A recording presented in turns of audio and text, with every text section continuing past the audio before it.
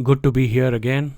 Last week was devastating for India. If I look at it, a rich heritage of ancient Indian culture stands wasted. The present is chaotic with visuals of disgrace, and a future that is blinded without vision seems inevitable. Thank you, and today I will paint a picture of India, our new India. Before that, remember that childhood trick where you prepared an essay on cows, but the exam asked you about aeroplanes. So, no problem. You started with aeroplanes fly high in the sky. From the sky, you can see the cows in the field. Speaking of the cows, and there you go. You start milking that essay on the cow for all it's worth about the topic. This situation seems to have taken over our Prime Minister while addressing the Artificial Intelligence Summit in France.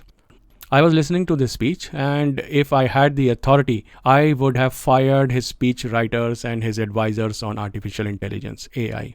These people cannot differentiate between automation and artificial intelligence, let alone understand the challenges of AI presents not only to the world but to the employment, to the market of India, to India. The entire speech was written and delivered with a 20th century industrialization mindset. It projected India through its Prime Minister Mr. Modi in a very poor light, suggesting that India has not fully grasped the concept of artificial intelligence. How shameful. Had this speech been delivered 15 years ago, it might have made sense. But today, it only highlights India's dwindling vision of a futuristic, technology-driven nation. It is quite natural to be in this situation, our Prime Minister to be in situation, because for last 10 years, this government's focus has not been on skill development. It has not been on education or quality of education or let's say employment of Indians. Continuing with this leadership debacle, leadership without vision, India is currently wasting its once-in-a-lifetime advantage, a large, energetic youth labor market of India, and enthusiastic Indians, aspirational Indians, as Mr. Modi calls it. India has been blessed with this huge number. If provided with right opportunities, they could significantly contribute to build nation, build India, and the Indian society. Sadly, this government has struggled to provide basic education and skills to match 21st century. Worse still, there seems to be no effort to do the course correction. So that brings me to 2025 budget and the latest economic survey. The education budget has continued to shrink if you look at it. Why? Seemingly because the American model of education is being followed, where individuals must pay for their own education. But then, the New Delhi policymakers fail to understand that America's per capita income is $15,000, whereas India is only poor $2,500, which is about 15% of what the Americans earn. So, there is a severe policy mismatch. If the policymakers are doing a copy paste of the American, of the British education system, that's being foolish. But then they are doing it. Look at this. The average urban household income is about rupees 7,000, while rural household income barely exceeds 4,000 rupees. Therefore, let the government tell us Indians who can afford private education. So in short, our policymakers are unable to differentiate between the limitations of the Indian education system, the needs of Indian education system, and the American education system. Because of the poor education system, the consequence is on the labor force. So look at the periodic labor force survey. It suggests 3.2% unemployment rate. Very nice. Which, according to any economist, qualifies as full employment. Perfect. The same report also states that the youth unemployment is 10% and the graduate unemployment is 13%. Even the army cannot afford a full-time soldier, so they resorted to Agniveer scheme of 4 years term.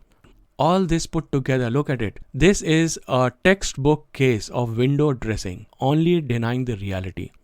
IITs are unable to ensure full placement of their students, let alone match the graduates with suitable jobs. These super graduates are taking up employment just to avoid being jobless, even if those roles are well below their capacity and capability. How unfortunate. We have been fed on the other side with a grand dream of $5 trillion economy. But then the calculation is that you require 8% annual growth for next 10 years. We are only at 5%, 5.4% last year. Can anyone in the right mind with sound policy making abilities claim that India can sustain 8% growth for next decade with such high unemployment, declining foreign direct investments, poor domestic investments, and low investments in education and health? Do you know how many non-farm jobs India need to create annually to be $5 trillion economy? If it is real economy for people, not in numbers. That would be about 78 lakh jobs per year, 7.8 million per year. And what is India actually achieving? Only a few thousand jobs per year. The government argues that initiatives like Startup India, Digital India are strengthening infrastructure and uplifting the lowest economic strata. But the reality is, the irony is, the same Digital India has failed to improve the condition of those at the bottom. Vendors who once sold their products, vegetables, small items to do business continue to do the same way. Thela is thela. A small dukan is a small dukan. And now their economic status is deteriorating. That brings me to the question of effectively utilizing India's once-in-a-lifetime demographic dividend, the youth of India. While Prime Minister Modi took a holy dip and spent millions to advertise the Mahakumbh and attract 45 crore, 450 million devotees, the whole spectacle only highlighted India's real capabilities, or rather lack of capabilities. Look at where Indian youth could have been employed, what their capabilities could have used. But then, as the Prime Minister spoke of artificial intelligence in Paris in a poorly structured speech, as I said, back home, millions of Indians were stuck in overcrowded trains, crammed like 18th century cattle, stranded in 300-kilometer long traffic jams for over 30 hours, and dozens dying in stampede, only if official figures are to be believed. So where is India's artificial intelligence capabilities? Where is India's educated youth applying their knowledge? Where is government's organizational competence, despite India being the world's fifth largest economy? Where is the vision for celebrating once-in-a-lifetime Kumbh Mela in a manner befitting a modern nation India, a ancient and a rich culture of Hinduism, a religion that has been so strong for centuries together?